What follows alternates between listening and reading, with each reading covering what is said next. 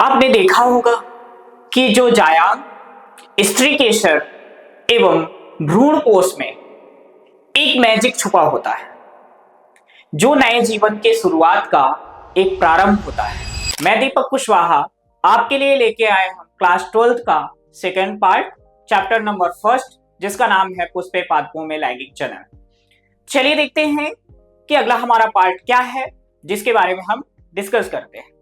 तो बच्चों, हमारा जो नेक्स्ट पार्ट है वो है पुष्पे पादपों में लैंगिक जनन, और उसका सेकेंड पार्ट जिसको हम बोलते हैं स्त्रीकेसर, जायांग या गुरुबीजाणुधानी। ठीक है, तो हम आज बात करने वाले हैं स्त्रीकेसर पे, गुरुबीजाणुधानी और भ्रूणपोष जिसको हम बोलते हैं एम्ब्रियो सैक। तो चलिए देखें कि जो एम्ब्रियो सैक है, भ्रूणपोष है, कैसा होता है और किस तरीके से स्ट्रक्चर शो करता है। ठीक है, तो यहां पर आपने एक देखा होगा फूल की संरचना, तो आप देखेंगे स्त्रीकेसर, किसका संरचना देखते हैं? स्त्रीकेसर का। तेरे हम देखते हैं स्त्रीकेसर में यानी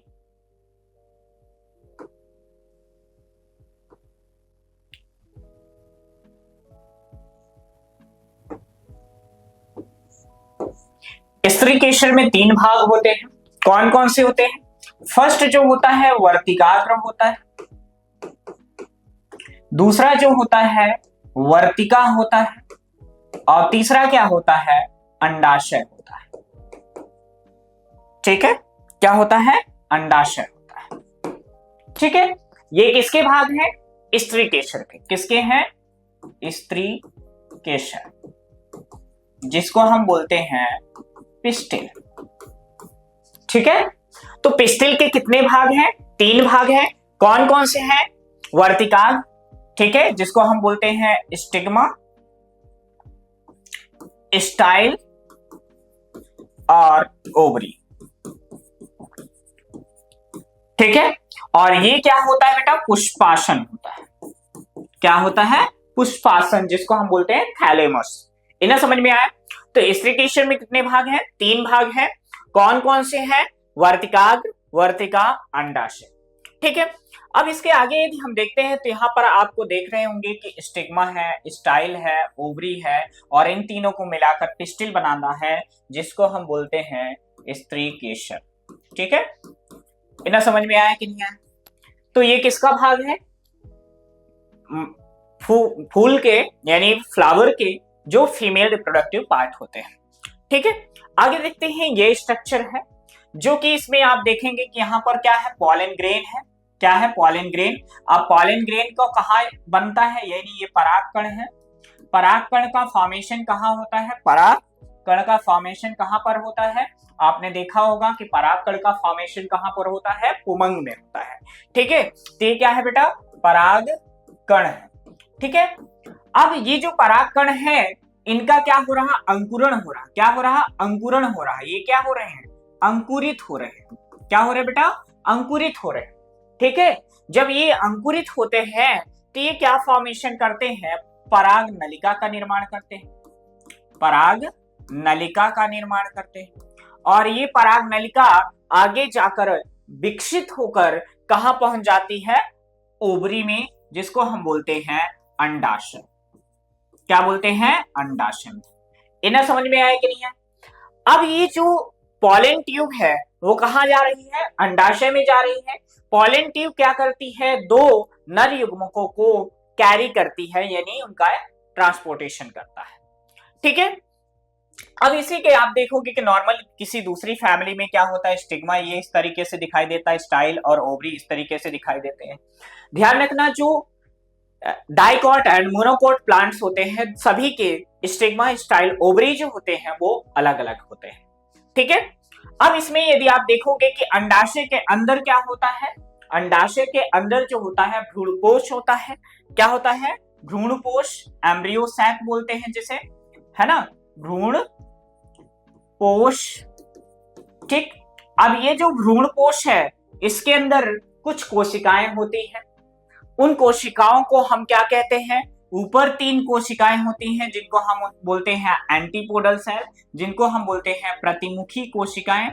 क्या बोलते हैं? प्रतिमुखी कोशिकाएं। ठीक है, क्या बोलेंगे? प्रतिमुखी कोशिकाएं। बीच में जो है उसको हम बोलते हैं, बीच में जो केंद्रक है उसको हम बोलते हैं सेकेंडरी न्यूक्लियस, यानी द्वितीयक केंद्रक, द्वितीयक केंद्रक बोलते हैं। ठीक है, उसके बाद ये जो सेल है इसको हम बोलते हैं एक सेल या सिनर्जिक सेल। अंड कोशिका एवं सहायक कोशिका, अंड कोशिका प्लस सहायक कोशिका, सहायक कोशिका। और नीचे जो होता है तो क्या होते हैं यहां पर देखेंगे तो ये जो है पॉलन नलिका इंटर कर रही है, जिसको हम बोलते हैं नर युग्मक, नर युग्मक। ठीक है, तो बेटा ये क्या है? एक फीमेल रिप्रोडक्टिव सिस्टम का डायग्राम है। किसका? फीमेल रिप्रोडक्टिव सिस्टम, प्लांट का। ठीक है, अब आगे हम बात करते हैं जो है फीमेल रिप्रोडक्टिव पार्ट्स के बारे में। तो फीमेल रिप्रोडक्टिव पार्ट्स में यदि देखेंगे कि पुष्प में मादा जननांग को जायांग कहते हैं, यानी गाइनोसियम कहते हैं। यानी प्रत्येक जायांग में 3 भाग होते हैं, यानी आपने अभी मैंने बताया कि प्रत्येक जो स्त्री केशर होता है, पिस्टिल होता है, उसमें 3 भाग होते हैं। कौन कौन से होते हैं? अंडाशय होता है, वर्तिकाग्र होता है और वर्तिका होता है। ठीक है, वर्तिकाग्र और वर्तिका अलग अलग है।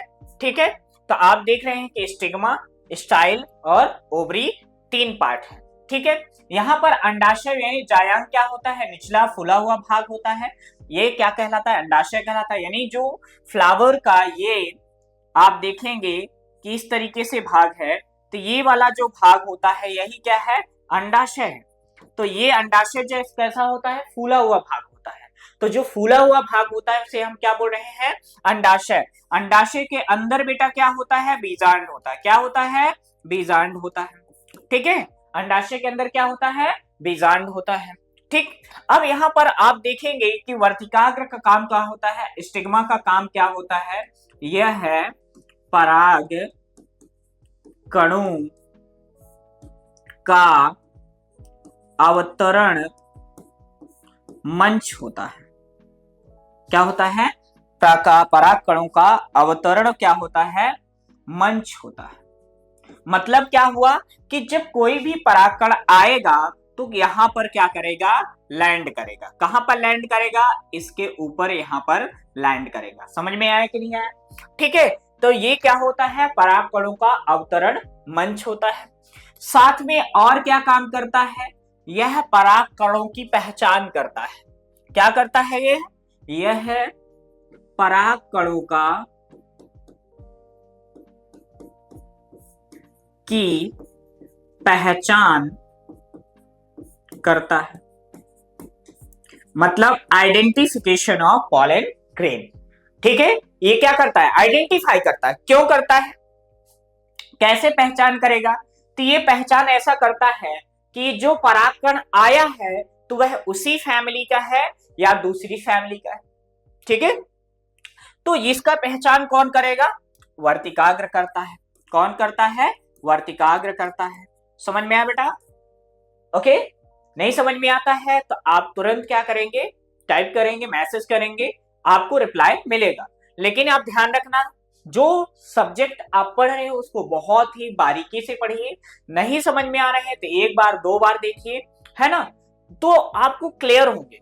और चैप्टर वाइज चैप्टर यदि पढ़ रहे हैं तो टॉपिक बाय टॉपिक देखिए कि पहले टॉपिक क्या है। आप बीच से टॉपिक पढ़ेंगे तो बिल्कुल नहीं समझ में आने वाला। ठीक है, तो पहले जो चैप्टर का स्टार्टिंग है उसको देखिए, फिर उसके बाद उसका नेक्स्ट वीडियो देखिए। इससे क्या होगा कि आप सब्जेक्ट को कनेक्ट कर पाएंगे, लिंक कर पाएंगे, जिससे आपको सब्जेक्ट प्रॉपरली समझ में आएगा। ठीक है, तो हम आगे देखें। अब अगला क्या है? वर्तिकाग्र। वर्तिका का काम क्या होता है? आप देखो, वर्तिकाग्र और अंडाशय के बीच में ये कौन है संरचना? वर्तिका है। क्या है? वर्तिका। अब वर्तिका का काम होता है, क्या होता है? यह है पराग नलिका के वृद्धि में सहायक होती है। वृद्धि में सहायक होती है, सहायक होती है। समझ में आया कि नहीं आया बेटा? तो आपने समझा, क्या समझा?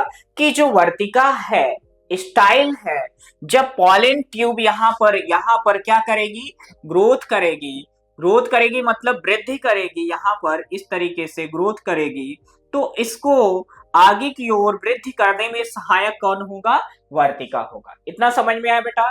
तो आप देख रहे हो कि वर्तिकाग्र क्या है, वर्तिकाग्र क्या है, तो यह पराग कणों का अवतरण मंच होता है। और क्या होता है, यह पराग कणों को पहचान करता है, यानी आइडेंटिफिकेशन करता है। फिर वर्तिकाग्र क्या है, यह पराग नलिका को वृद्धि के लिए क्या करता है, माध्यम प्रोवाइड करता है। अंडाशय क्या है, यह निचला फूला हुआ भाग होता है। इसके अंदर क्या होता है, बीजांड होता है। इसके अंदर मोस्ट इंपोर्टेंट चीज क्या है, बीजांड। तो आपसे कभी कभी ओटी में पूछ लिया जाता है, ऑब्जेक्टिव टाइप क्वेश्चन में पूछ लिया जाता है कि बीजांड कहां पर पाया जाता है।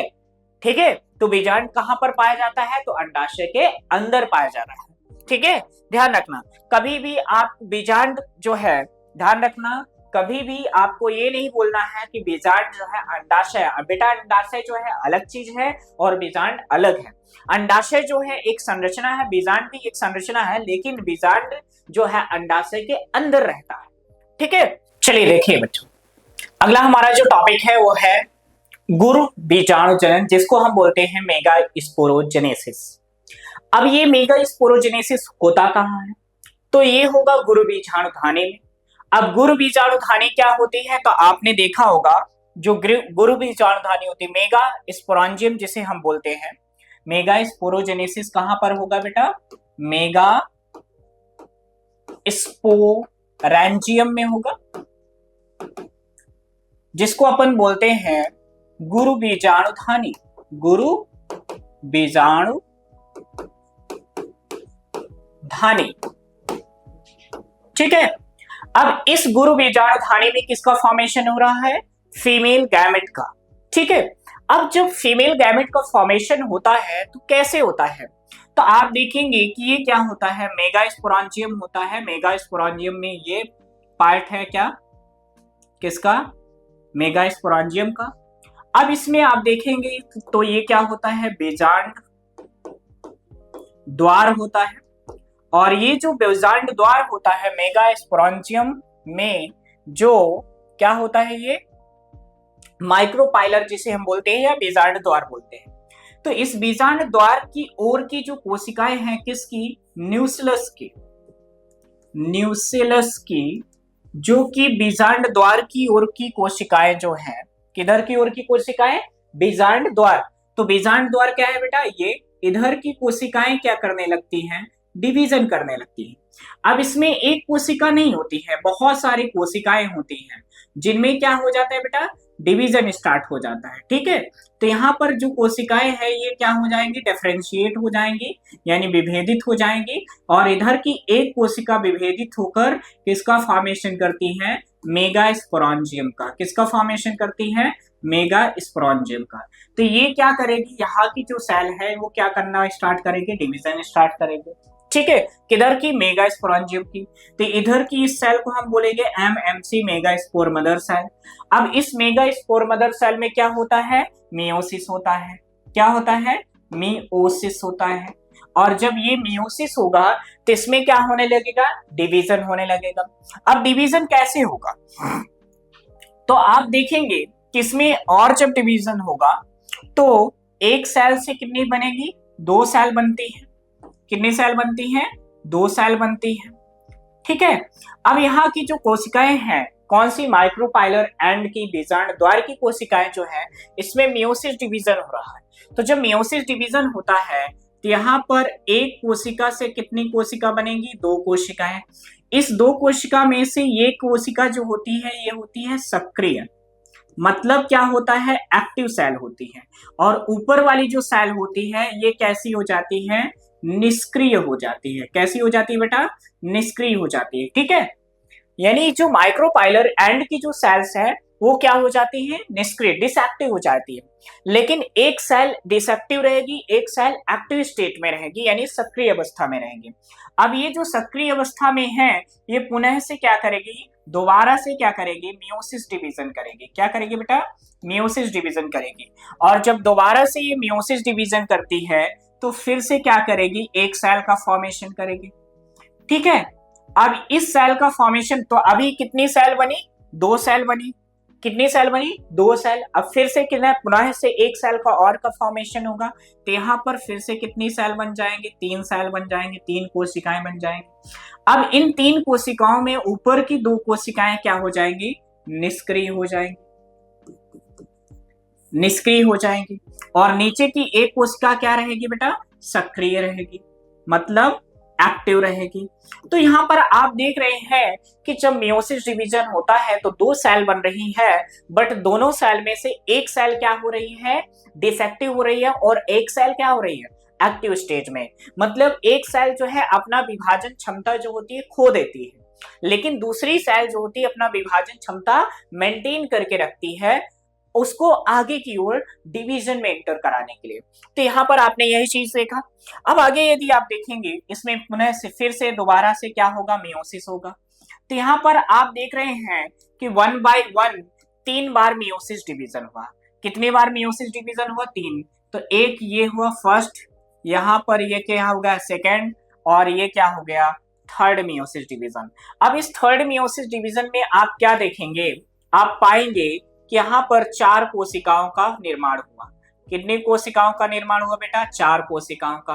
बट इन 4 कोशिकाओं में से केवल एक कोशिका क्या रहती है, सक्रिय अवस्था में रहती है, बाकी जो 3 कोशिकाएं होती हैं वो निष्क्रिय हो जाती हैं।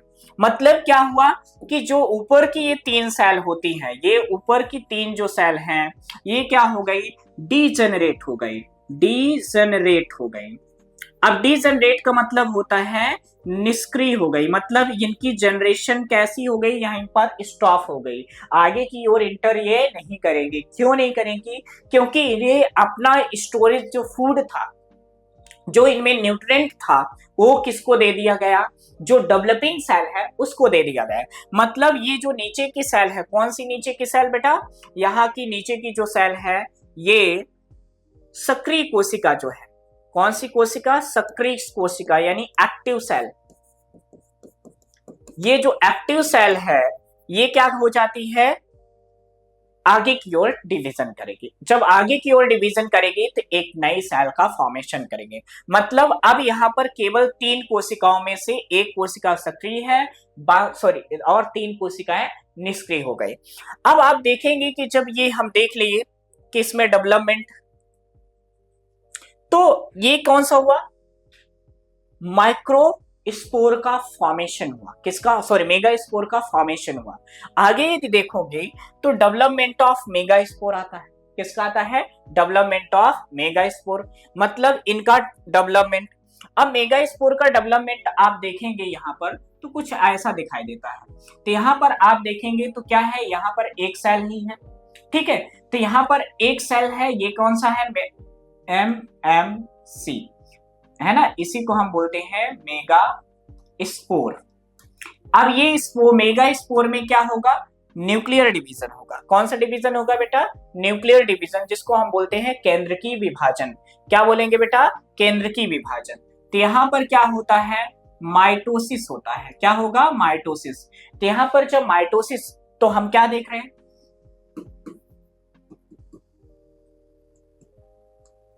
डेवलपमेंट ऑफ मेगा स्पोर, ठीक है, यानी दीर्घ बीजाणु का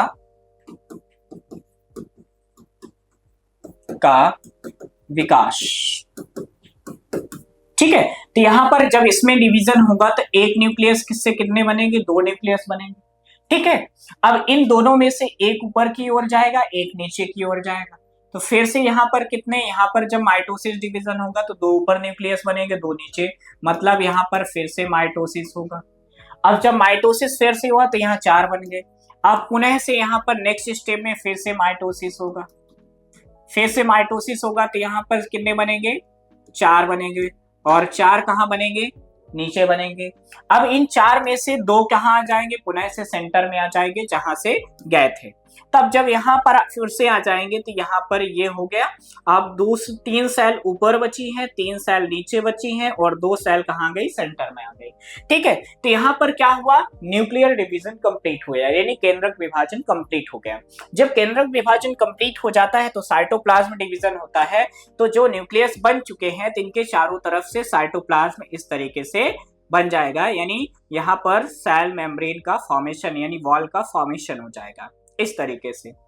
ओके, अब यहाँ पर आप देखोगे तो ये ऊपर की जो 3 सेल हैं इनको हम बोलते हैं बेटा एंटीपोडल सेल। क्या बोलते हैं, एंटीपोडल सेल। ठीक है, और बीच की सेल जो होती है इसको बोलते हैं सेंट्रल न्यूक्लियस बोलते हैं। ठीक है, और ये वाली जो सेल होती है इसको हम क्या बोलते हैं, एग सेल बोलते हैं।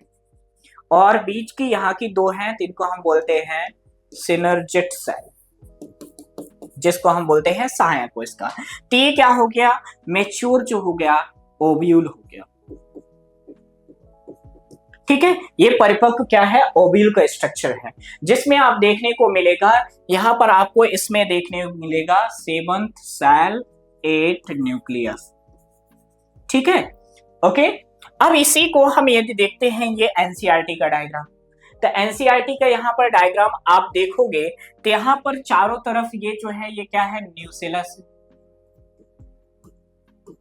और इस न्यूक्लियस की कोशिकाएं ये जो है इसको हम क्या बोलते हैं, यहाँ पर वही सेल मेगास्पोर मदर सेल। ठीक है, कौन सी है, मेगास्पोर मदर सेल।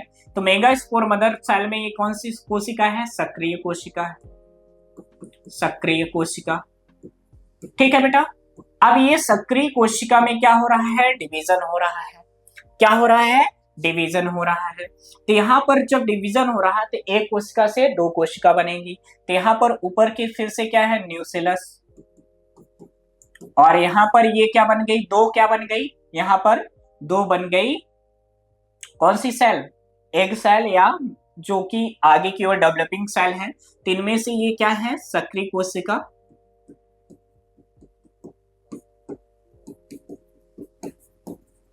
ठीक है, अब यहाँ पर फिर से पुनः से डिवीजन हो रहा है। जब डिवीजन हुआ तो यहाँ पर आप देख रहे हैं 4 कोशिकाएं बन गई। अब इन 4 कोशिकाओं में ऊपर की जो 3 कोशिकाएं हैं उसको हम क्या बोलते हैं, डिजेनरेट सेल, यानी निष्क्रिय कोशिका, निष्क्रिय कोशिका। ठीक है, क्या है, निष्क्रिय कोशिकाएं हैं। ठीक, अब नीचे की एक कोशिका क्या है, सक्रिय होगी। अब उसी का डेवलपमेंट, यहाँ पर ये वाली जो सेल है ये क्या है, सक्रिय कोशिका है। अब ये जो सक्रिय कोशिका है इसी का क्या हो रहा है, डेवलपमेंट हो रहा है। ये है, यहाँ पर आप देख रहे हैं, तो पहला क्या है, ये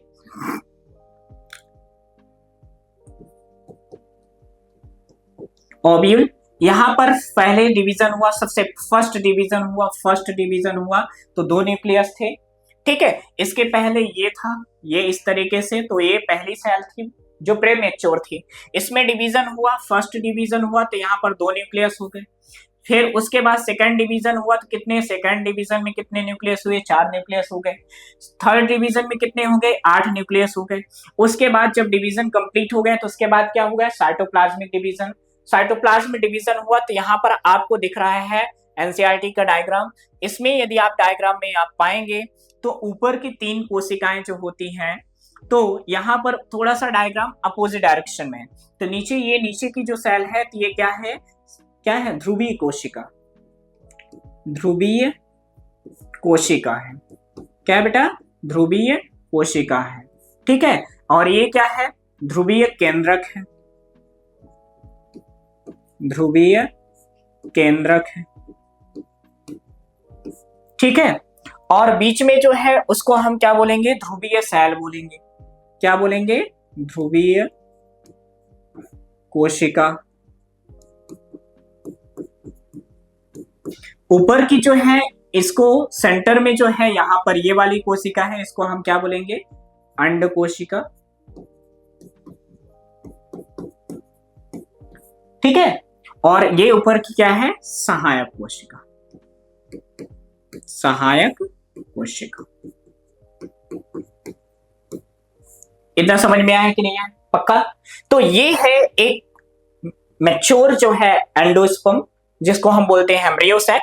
अब उसी का यहाँ पर वेल डेवलप्ड यहाँ पर स्ट्रक्चर दिख रहा है, उसी को यहाँ पर लाया गया। अब इसको यूं कर दिया गया है, यानी ये वाला पार्ट ऊपर चला गया, नीचे वाला। तो ये क्या हो गया, फिर से वही चीजें हैं जो अभी आपने देख चुके हैं फिर से। तो यहाँ पर आप पाएंगे, यहाँ पर ये क्या है, वही ध्रुवीय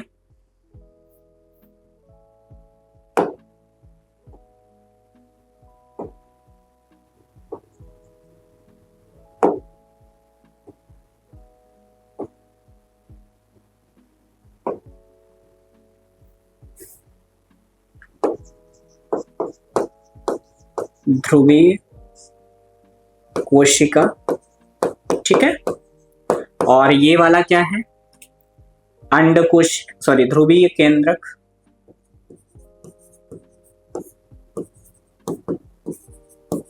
इसको एक नाम से और रख देंगे प्रतिमुखीय, ठीक है, प्रतिमुखीय कोशिका, ये ध्यान रखना ना। ओके, तो ये क्या है, प्रतिमुखी कोशिका, ये क्या है, ध्रुवीय केंद्रक, ये क्या है, ध्रुवीय कोशिका, ध्रुवीय कोशिका, ठीक। यहां पर मोस्ट इंपोर्टेंट, यहां पर ये जो आपको स्ट्रक्चर दिख रहा है बिल्कुल ब्रूस लाइक स्ट्रक्चर, इस स्ट्रक्चर को हम बोलते हैं फिलीफॉर्म ऑपरेटस। क्या बोलेंगे, फिलीफॉर्म ऑपरेटस। और इनको हम बोल देंगे, ये जो होती हैं सहायक कोशिकाएं। तो बेटा ये किसका डायग्राम है, एनसीईआरटी का, जो आपकी बुक में, एनसीईआरटी बुक में दिया हुआ है, जो कि प्रॉपर आपको यदि समझ में नहीं आता है तो इसमें आप देख सकते हैं कि प्रॉपरली बिल्कुल है ना, लाइन टू लाइन आपको यहाँ पर क्लियर होंगे, ठीक है। उसके बाद इतना ही है, डायग्राम में जो भी आपको समझ में नहीं आ रहा है तो उसको देख लें, प्रॉपरली देखें एनसीईआरटी से, और मिलाएं कि कैसे डायग्राम दिए हुए हैं, उसमें डिवीजन कैसे हो रहा है और विभाजन कैसे हो रहा है, ठीक है। गुरु बीजाणु चनन में जो प्रोसेस हुई है, जो तुमने डायग्राम में समझा है, उसी को हम थ्योरी में देख रहे हैं। जैसा भी समझा है बिल्कुल थ्योरी वैसे ही है। सबसे पहले हम बात करते हैं गुरु बीजाणु चनन की, यानी जिसको हम बोलते हैं मेगास्पोरोजेनेसिस।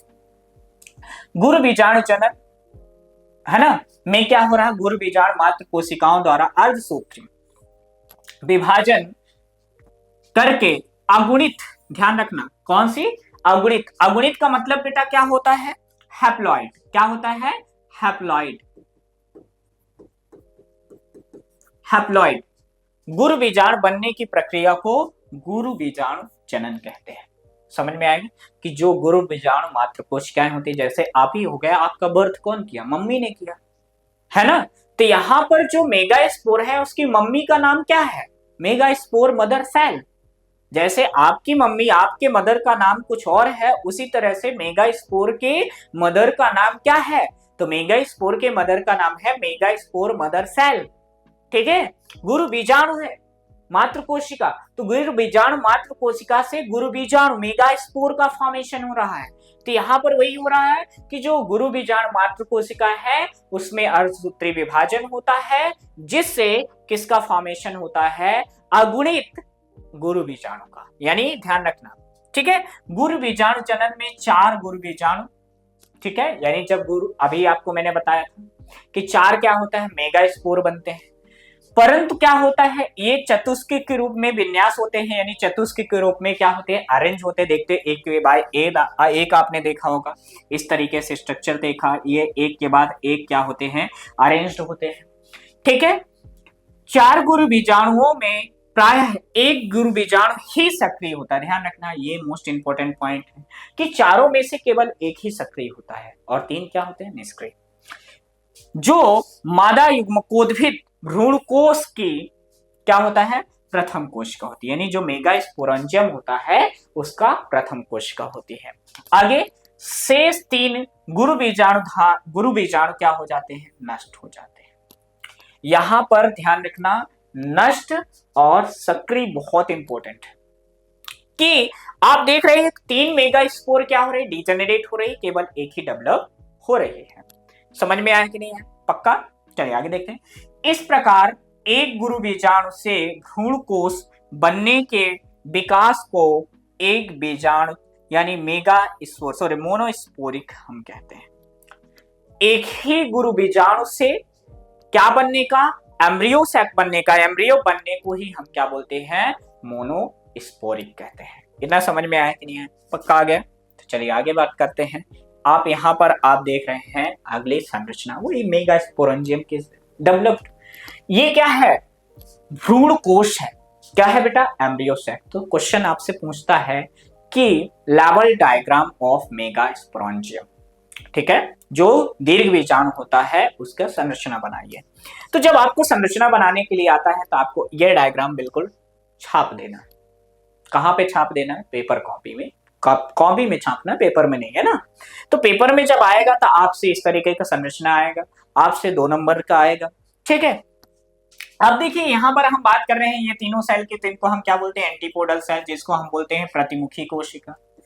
क्या बोलते हैं? प्रतिमुखी कोशिका,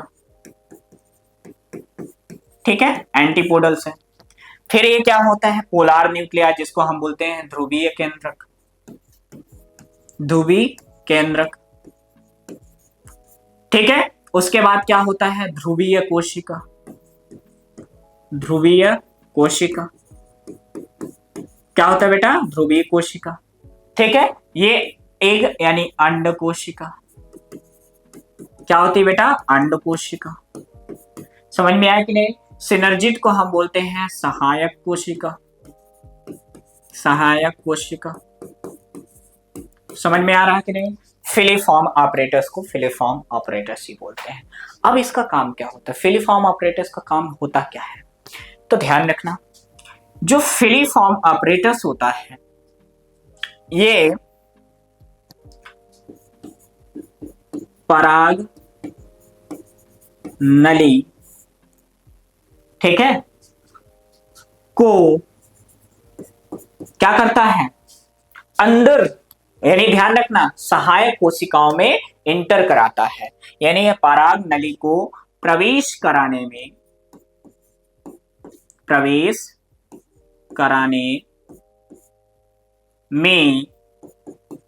सहायक होती है।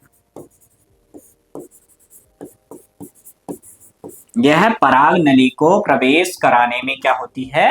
सहायक होती है। कौन सहायक होती है? तो यहां पर फिलीफॉर्म ऑपरेटर्स होती है। इतने समझ में आए कि नहीं? पक्का आ गया? चलिए आगे बात करते हैं। जो चीज यहां पर आप पढ़ रहे हो एंटीपोडल सेल सभी का, तो अब आगे हम देखते हैं इनका कार्य क्या होता है। एंटीपोडल जो सेल है तो उनका काम क्या है, सिनर्जिट सेल है उनका काम क्या है, ध्रुवीय केंद्रक क्या है उनका काम क्या है, तो इन चीजों के बारे में हम डिस्कस करते हैं। तो आगे हम देखते हैं भ्रूणकोश, वही एम्ब्रियो सैक। तो यह एक अंडाकार बहुकोश की संरचना होता है। आप देख रहे हो अंडा, एग आपने देखा होगा। एग जो है प्रॉपर जो है राउंड शेप नहीं होता है ना, उसका शेप जो होता है थोड़ा सा खिंचा हुआ रहता है।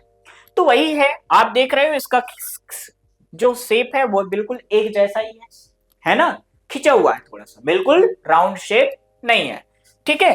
तो यही है, यहां पर बोला क्या कि यह एक अंडाकार बहुकोश की संरचना होती है, मल्टी सेलुलर होती है, ठीक है। उसके बाद क्या होता है, यह बेजांडकाय में क्या होता है? धंसा होता है। यानी जो बेजांडकाय होता है यानी एम्ब्रियो सैक होता है, उसमें क्या होता है? ढसा होता है। भ्रूण कोश के अंदर साधारणतः 7 कोशिकाएं होती है। अभी आपने देखा कि इसमें टोटल कितनी सेल है, तो टोटल 7 सेल है। कौन कौन सी है? तो पहली सेल का नाम है एंटीपोडल सेल, गिनिएगा, ध्यान रखना। पहली सेल का नाम क्या है? Antipodal cell. दूसरी सेल का नाम क्या है? ध्रुवीय सेल। तीसरी सेल का नाम क्या होता है? ध्यान रखना, एग सेल। चौथी कोशिका का नाम, चौथी और पांचवी कोशिका का नाम क्या है? चौथी और पांचवी कोशिका का नाम क्या है? आप देखेंगे सहायक कोशिका, यानी यहां पर 4 कोशिकाएं आपको नजर आ रही है। अब बोलोगे कि सर 4 कोशिकाएं ही नजर आ रही है, फिर और कहां गई? तो बच्चा एंटीपोडल सेल में 3 कोशिकाएं हैं, यानी 1 में इंटू 3 है। तो यहाँ पर 3 कोशिकाएं हैं या नहीं? आपको यहाँ पर एक फर्स्ट, सेकेंड, थर्ड नजर आ रही कि नहीं? आ रही है। फिर यहाँ पर सहायक कोशिकाएं 2 हैं, एक ये है और दूसरी ये है, तो 2 है। तो यहाँ पर जो चौथी कोशिका है इसमें कितना है? 1 into 2 इक्वल टू 2 कोशिकाएं एक साथ क्या है? एसोसिएटेड है, जुड़ी हुई है। ठीक है, इतनी चीजें समझ में आई। तो अब देख लिए 3 4 5 6 7, टोटल 7 सेल हो गए। ठीक है, अब ये जो 7 कोशिकाएं हैं, लेकिन इनमें केंद्रक कितने हैं? तो आप देखोगे 3 कोशिकाएं ऊपर है तो 3 केंद्रक यहाँ पर है, यानी यहाँ पर केंद्रक की बात करोगे, केंद्रक, तो केंद्रक कितने हैं? 3 ऊपर हो गए, 2 सेंटर में हो गए, 3 ऊपर। अब देखो एक ये है, दूसरा ये, सेंटर में 2 केंद्रक हो गए, तो 3 और 2 कितने हो गए? 5 हो गए। अब 3 नीचे है तो 5 6 7 8, मतलब केंद्रक कितने हैं? 8। और कोशिका कितनी है बेटा? 7। कोशिका कितनी है? 7। ठीक है, तो आप देख रहे हैं कि एक डेवलप मैच्योर एम्ब्रियो सैक में कितने? 8 केंद्रक, 7 कोशिकाएं होती हैं। तो ये मोस्ट इंपोर्टेंट ऑब्जेक्टिव का पॉइंट है क्या? कि आपसे पूछेगा कि मैच्योर परिपक्व द्विबीजपत्री भ्रूण कोश में कितनी कोशिकाएं एवं कितने केंद्रक होते हैं? तो परिपक्व भ्रूण कोश में, द्विबीजपत्री भ्रूण कोश में, एम्ब्रियो सैक में टोटल 7 कोशिकाएं, 8 केंद्रक होते हैं। इतना समझ में आया कि नहीं? पक्का। चलिए आगे देखते हैं। आगे यदि हम बात करते हैं इनके संरचना के बारे में देख रहे हैं। ठीक है, तो यहां पर आपने देखा 7 कोशिकाएं। अगला, एक बड़ी कोशिका मध्य में, 3 बीजांड द्वार की तरफ एवं 3 निभाग चलाजा की तरफ होती है। आपने यहां पर देखा कि यहां पर एंटीपोडल सेल हो गई। एंटीपोडल सेल कहां होती है? ये चलाजा की ओर होती है। कहां होती है? चलाजा।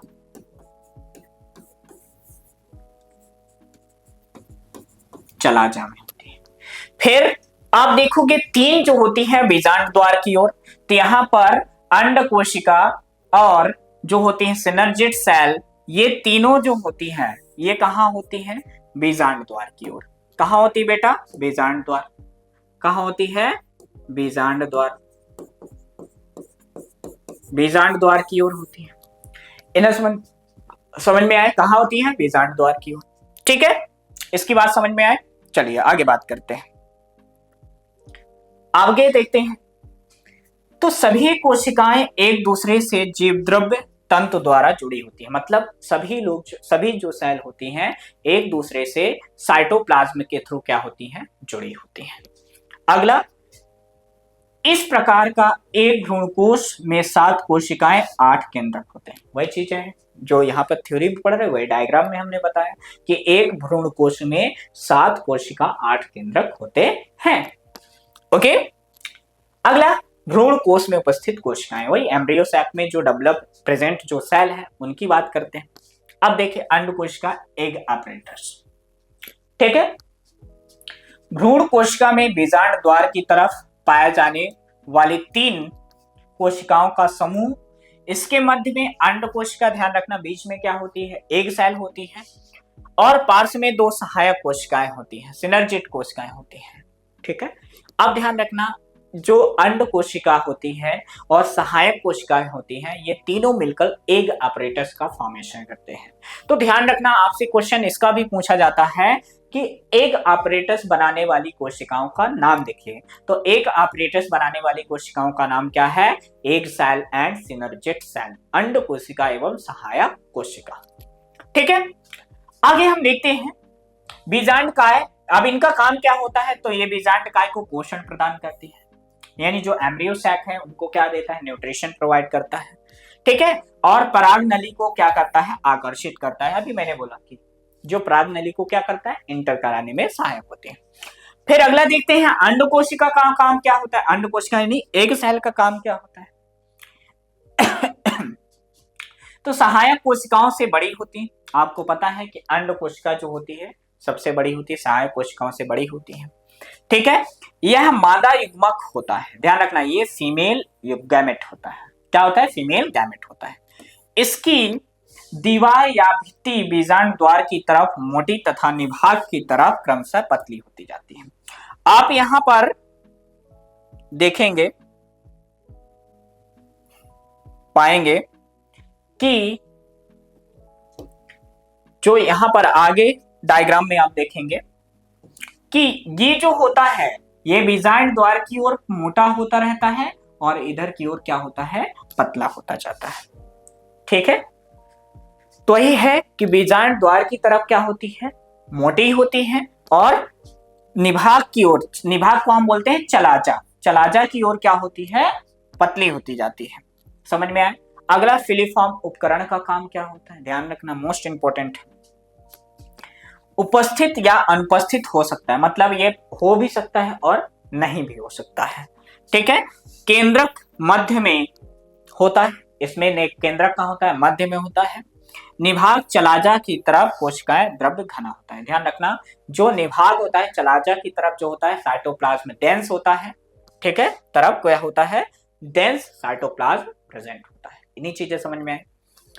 अब आगे की देखते हैं, नेक्स्ट कोशिकाओं का फंक्शन क्या है। प्रतिव्यांश या प्रतिमुखी कोशिका, जिसको हम बोलते हैं एंटीपोडल सेल। अब ये क्या होती है, ये भ्रूण कोश निभाग चलाजा की तरफ आपने देखा है कि एंटीपोडल सेल कहां होती है, निभाग की ओर होती है, चलाजा की ओर होती है।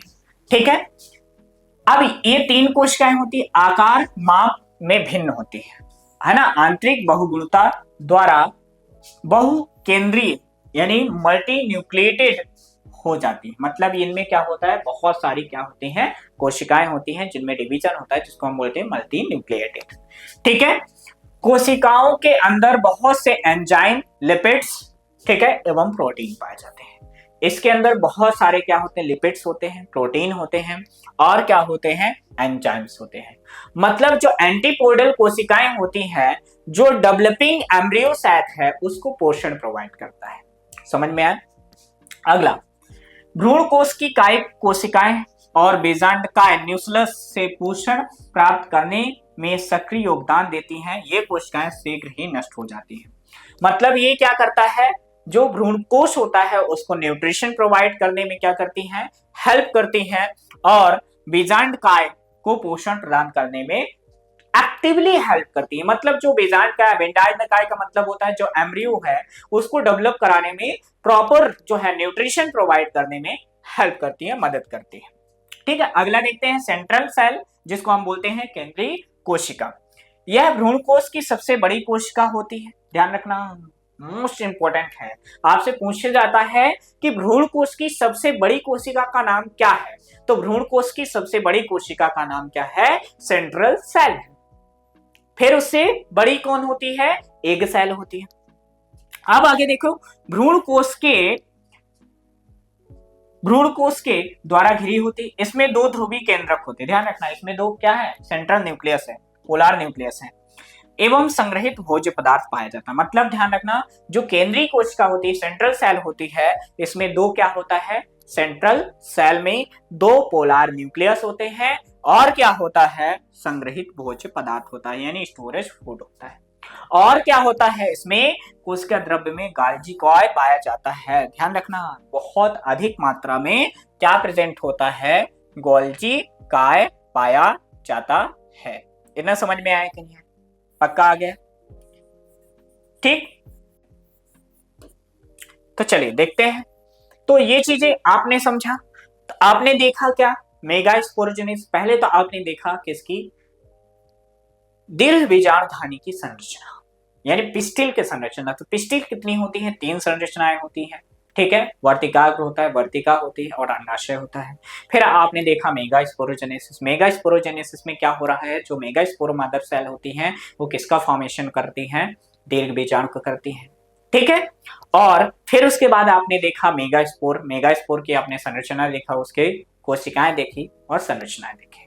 ठीक है, अब आप देख चुके, तो ये आपने क्या पढ़ा, ये पूरा पढ़ लिया आपने। तीन टॉपिक आज अभी कवर किया। कौन कौन से टॉपिक कवर किया, पहला आपने कवर किया स्त्रीकेशर। स्त्रीकेशर को हम क्या बोलते हैं, पिस्टिल बोलते हैं। फिर आपने पढ़ा दीर्घ बीजाणुधानी यानी मेगास्पोरेंजियम पढ़ा। ठीक है। फिर उसके बाद पढ़ा आपने दीर्घ बीजांड, जिसको हम बोलते हैं मेगास्पोर। तो बच्चों, ये छोटी छोटी संरचनाएं हैं एक नए पौधे के जीवन का आधार होती हैं। ये छोटी छोटी सी संरचनाएं ही नए जीवन का आधार होती हैं। इसी तरह से और गहराइयों में पढ़ने के लिए और डेप्थ में पढ़ने के लिए हम हमारे से जुड़े रहिए और मिलते हैं नेक्स्ट वीडियो में। तथा ध्यान रखिए, रुकिए, आपको और क्या करना है? आपको ये करना है कि और अच्छे से पढ़ने के लिए हमारी क्लास ज्वाइन करने के लिए आज ही फ्यूके एजुकेशन ऐप को डाउनलोड करें और अपनी पढ़ाई को कंटिन्यू करें। तो मिलते हैं नेक्स्ट वीडियो में नेक्स्ट पार्ट के साथ। तब तक के लिए धन्यवाद।